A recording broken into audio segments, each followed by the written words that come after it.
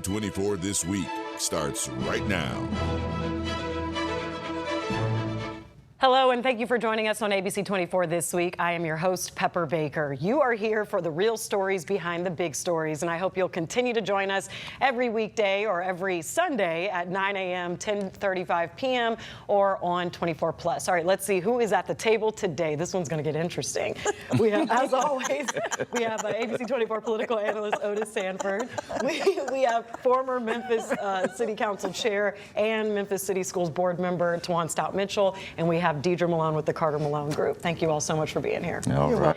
All right, let's get to the topics. A Senatobia family is laying one-year-old Kohen Wiley to rest this weekend after the baby was shot and killed by a police officer 2 weeks ago. What we know and don't know about that tragic day. Second, corruption allegations in Shelby County government. And then lastly, a legal battle is unfolding between the MSCS board and the new oversight board. We also have a bonus segment on 24 Plus, so be sure to stick around for that. All right, well, back to number one. 2 weeks ago, after one-year-old Kohen Wiley was shot and killed by a Senatobia police officer who was responding to an alleged shoplifting call, authorities still have not released body cam video, dash cam video, or Walmart surveillance video. The officer who fired their weapon is on administrative leave, but as of this recording on Friday, June 26th, that officer's name has not been released. There's no update on the status of the driver who police reported drove toward officers during the confrontation. Now, the family's attorney, Ben Crump, disputed that at a press conference this week. If it is verified that the bullet entered the right side of the baby's body and exited the left side of the baby's body, then that means that the bullet came from the side. And how are you in harm's way if the bullet is coming from the side? I watched my baby take his first breath, and I watched my baby take his last breath. I'm still in disbelief about the traumatizing event that occurred that took my one and only child, baby Cole.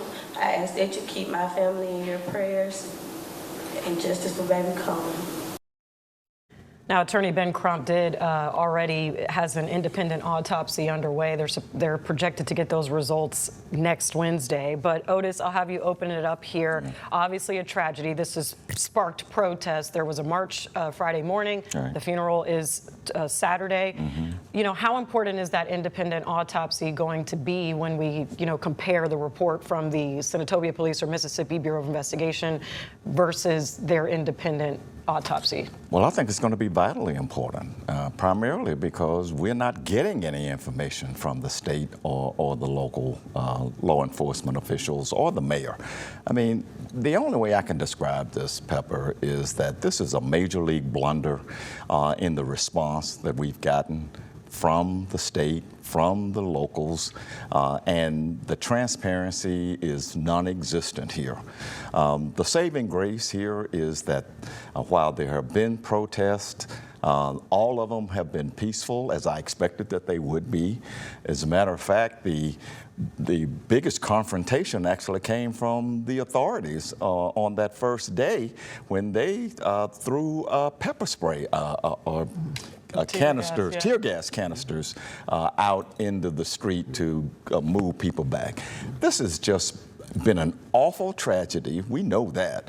But the way the state and the local police and the mayor, who put out a video that basically said nothing, this has been an absolute travesty of how they have responded to this, and shame on all of them for the kind of secrecy that appears to be going on here. And Tawan, I'll ask you, as a former city council chair, is it time for new policies or changing policies around how law enforcement decides to release video when one of their officers in fact shoot and especially kill someone? I will say that in Senatobia, they have had a series of incidents that if I were an elected official there, I would be looking at all police policies and practices. And I think that's something they should do. And I want to say something to what Otis has said. Whenever there is a one-year-old child killed in a line of fire who did absolutely nothing, is not responsible for anything but breathing. Right. When a child's life is lost through police actions, immediately the burden shifts from the police activity of a crime, but it shifts to the burden of the police to reveal what happened to this baby. Right. And that has not occurred. And that's why people are up in arms, because people want to know, why did this baby have to die? And what was the cause? How did it occur? This is not about protecting the police. This is about protecting the innocence of a child.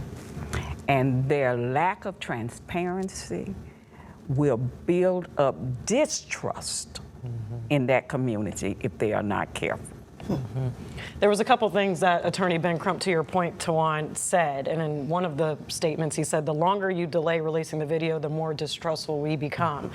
He also mentioned calling the infant a juvenile means that they're already building a case against him. So, Deidre, you know, your thoughts on those 2 points, the fact that a 1-year-old was referred to as a juvenile in this report. Well, I just think that's just code for, you know, if he had lived, he probably would have been a criminal. Okay, so Ms. Wiley has the right attorney, America's civil rights attorney, Ben Crump, working this case, so I'm so glad that he came down and he's representing them.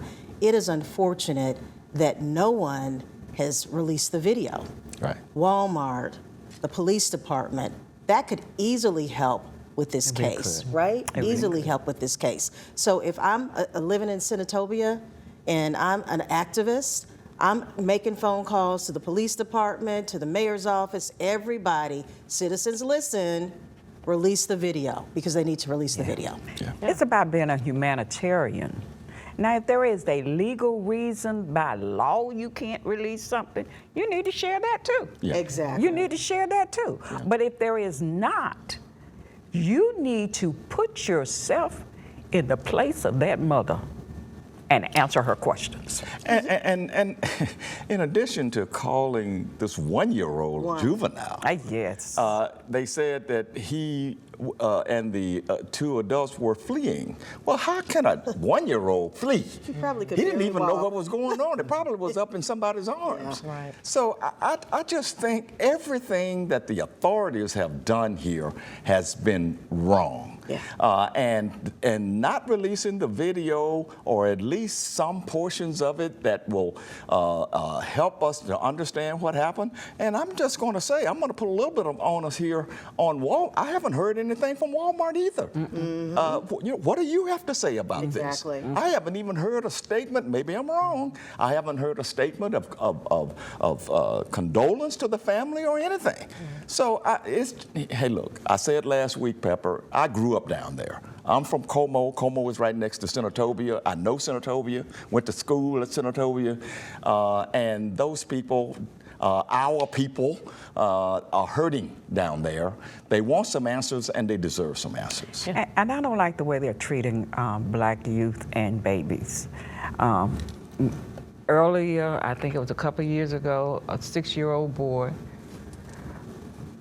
did what a 6-year-old boy would do and had no business doing, but urinating. Right. The punishment was too harsh. Right. Right. You have to ask if not only am I concerned, but I would be, if we had a Justice Department before, I think our president dismantled it, I would be asking the Justice Department to look at all their practices. Absolutely. Me too. Me too. And I will say there's a lot of times where we receive video whenever the officer has been wounded or shot, or traffic stops go wrong and it seems like the officer was put at risk. But getting video when there's a potential of it being the other way around seems to be delayed. We did see Tyree Nichols, a police brutality case. It happened on January 7th, 2023. the video was released 20 days later. They were talking about possibly months in the Ben Crump presser.